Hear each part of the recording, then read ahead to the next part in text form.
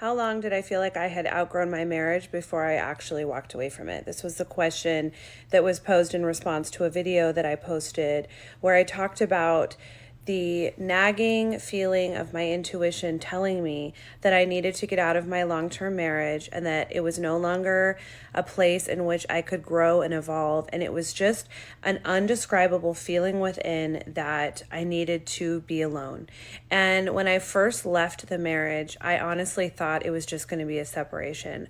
I wasn't ready yet to accept that my long-term marriage was over because we had had kids together. We had gone through so many things together. We'd grown up together.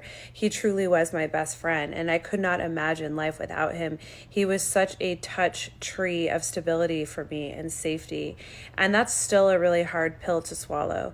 But I would say that it was about 2 years before the actual separation that the nagging feeling started to come.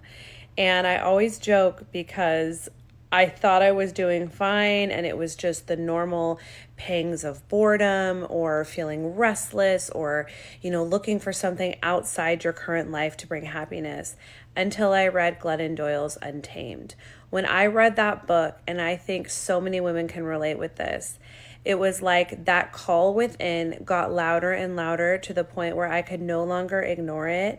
And the cognitive dissonance got more and more extreme, that towards the end of our time together, my body was literally screaming. My soul was crawling out of my body, screaming at me that it was time to leave and that the relationship had in fact run its course. And it was extremely painful. And if I'm being honest, I still have not fully dissected, nor do I understand what that call was, because now I am single, now I am living alone, and I know I am settled, and I know that that's where I'm supposed to be because I feel calm in my body. And that nagging feeling that I needed to leave my marriage, or that nagging feeling that I was somehow ignoring a part of me and I was allowing a part of me to die to stay in that relationship, that is gone.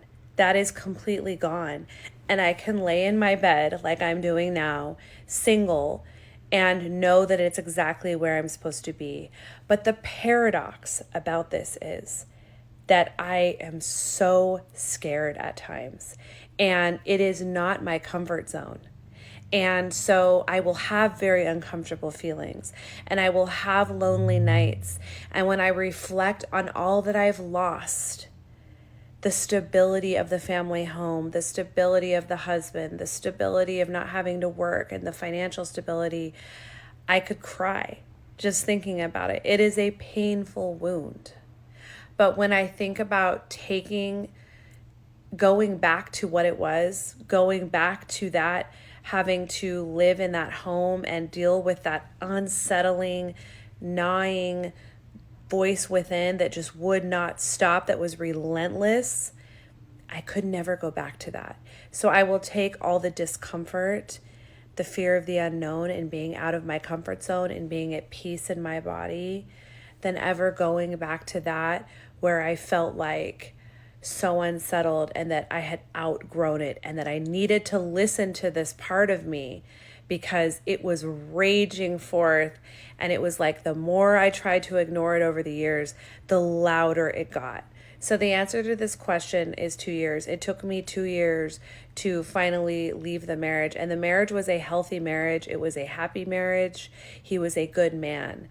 So my point is, it doesn't have to be a bad or toxic situation for you to feel that you've outgrown it. And that, in fact, is harder.